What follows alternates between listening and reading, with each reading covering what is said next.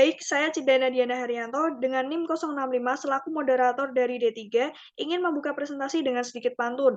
Sunyi sepi di malam kelam, menatap langit tak bertuhan. Izinkan saya ucapkan salam untuk para hadirin sekalian. Assalamualaikum warahmatullahi wabarakatuh. Selamat sore Bapak Nanang Kosim dan teman-teman sekalian. Di sore yang cerah ini, saya harap semuanya sudah siap untuk membahas tema yang sangat menarik, yakni tentang memahami agama sebagai moral, akhlak mulia, dan kehidupan.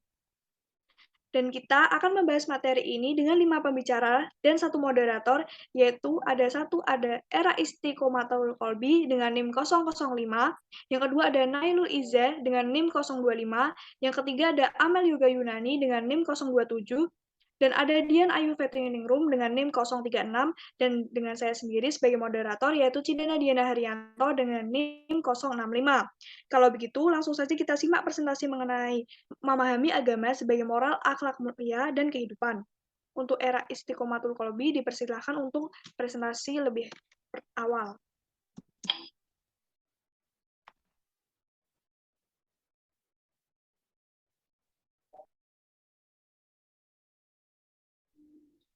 Baik, terima kasih Cindana. Di sini saya akan menjelaskan materi yang pertama yaitu makna agama Islam.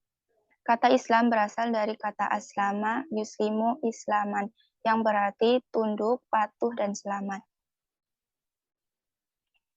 Islam berarti kepasrahan atau ketundukan oleh Allah Subhanahu wa Ta'ala.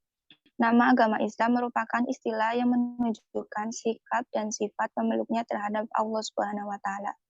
Nama Islam lahir bukan karena pemberian dari seseorang atau sekelompok masyarakat, melainkan berasal dari Sang Pencipta langsung, Allah Subhanahu wa Ta'ala. Selanjutnya saya serahkan kepada rekan saya.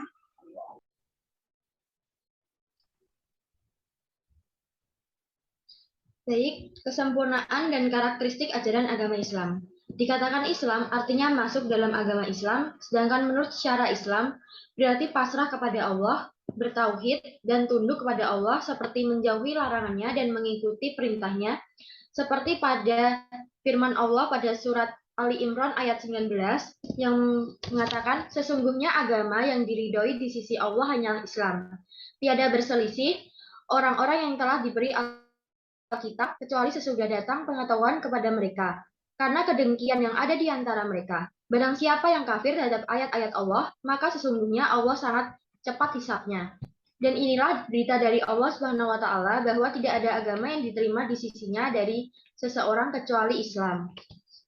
Karakteristik ajaran agama Islam terdapat pertama, sepenuhnya bersumber dari Rob. Karena itu, ajaran Islam sangat terjamin kemurniannya sebagaimana Allah telah menjamin kemurnian Al-Quran. Karena Islam merupakan agama yang bersumber dari Allah Subhanahu wa Ta'ala dan bukan dari manusia, sedangkan Nabi Muhammad SAW telah tidak membuat agama Islam ini, tapi beliau hanya menyampaikan. Yang kedua ada komprehensif, yaitu sebagai ajaran yang komprehensif, Islam memiliki beberapa karakteristik. Yang pertama, Islam merupakan agama yang tidak dibatasi oleh dimensi ruang dan waktu. Islam tidak mengenal sekat-sekat geografis, dan Islam sebagai penyempurna agama-agama sebelumnya. Islam tetap menjadi pedoman hidup manusia, dan setelah paham dari ini, kita tidak akan melenceng dari agama Islam. Next.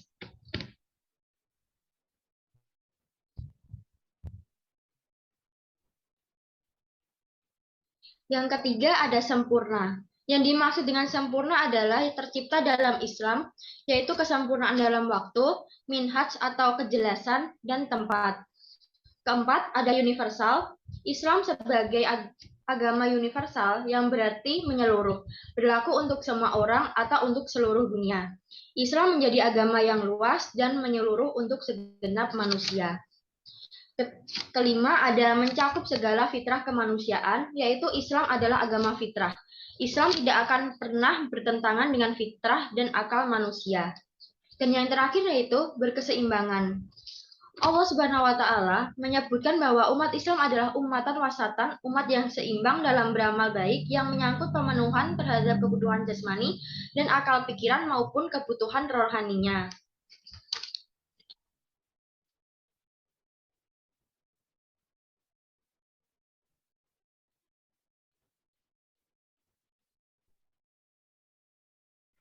Aspek-aspek ajaran agama Islam.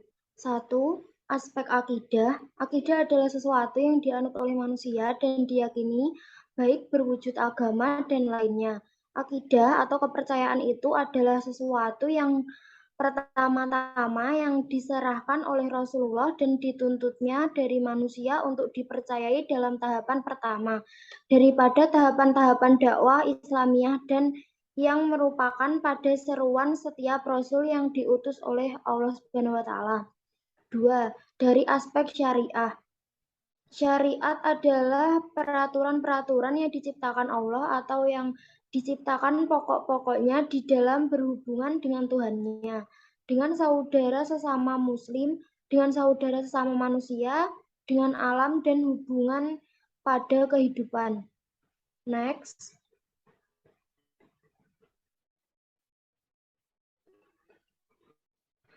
3. Dari aspek akhlak. Akhlak ialah suatu gejala kejiwaan yang sudah meresap dalam jiwa yang daripadanya timbul perbuatan-perbuatan dengan mudah tanpa mempergunakan pertimbangan terlebih dahulu.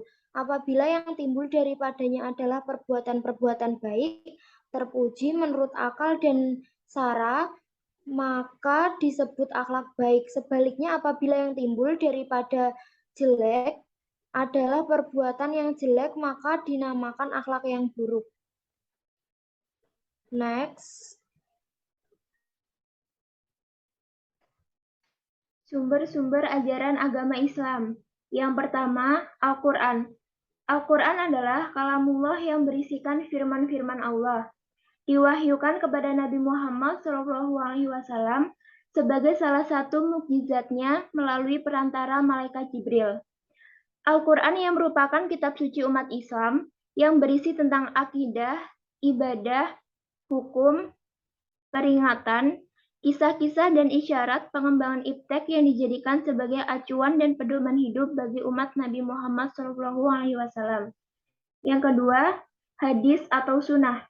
Menurut ulama salaf, as-sunnah ialah petunjuk yang dilakukan oleh Rasulullah dan para sahabatnya, baik tentang ilmu, i'tikad atau keyakinan, perkataan maupun perbuatannya. As-sunnah berfungsi untuk memperjelas, menafsirkan isi atau kandungan dari ayat-ayat Al-Quran dan memperkuat pernyataan ayat-ayat Al-Quran, serta mengembangkan segala sesuatu yang samar-samar atau bahkan tidak ada ketentuannya di dalam Al-Quran. Yang ketiga, ijtihad. Ijtihad yaitu menggerakkan segala kemampuan berpikir secara maksimal untuk mengeluarkan hukum syar'i dari dalil-dalil syara yaitu Al-Quran dan hadis. Ijtihad dapat dilakukan jika ada suatu masalah yang hukumnya tidak terdapat di dalam Al-Quran maupun hadis. Maka dapat dilakukan ijtihad dengan menggunakan akal pikiran dengan tetap mengacu dan berdasarkan pada Al-Quran dan hadis. Next.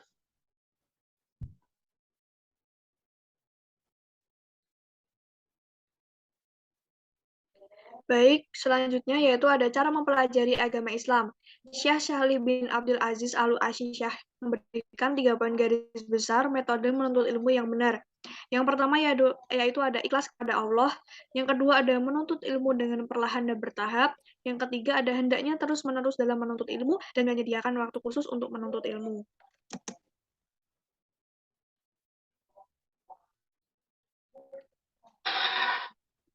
Lalu ada quotes dari kelompok 4, yaitu manusia paling baik, yaitu manusia yang baik budi pekertinya dan bermanfaat bagi orang lain. Baik, kesimpulan untuk presentasi kali ini yaitu peran agama sangat penting dalam kehidupan manusia. Salah satunya sebagai sumber akhlak, agama yang diyakini sebagai sumber wahyu dari Tuhan sangat efektif dan memiliki daya tahan yang kuat dalam mengarahkan manusia agar tidak melakukan tindakan amoral. Di dalam ajaran Islam sendiri, bagaimanapun cara pembentukan moral di masyarakat, posisi moral sendiri ditempatkan pada kedudukan yang paling tinggi. Karena misi kerasulan Nabi Muhammad SAW tidak hanya membawa perintah agama dan mengajarkan ilmu tauhid, namun juga untuk mengubah akhlak umat manusia yang benar-benar merosot. Sekian presentasi dari kelompok 4. Kurang lebihnya minta maaf. Wassalamualaikum warahmatullahi wabarakatuh.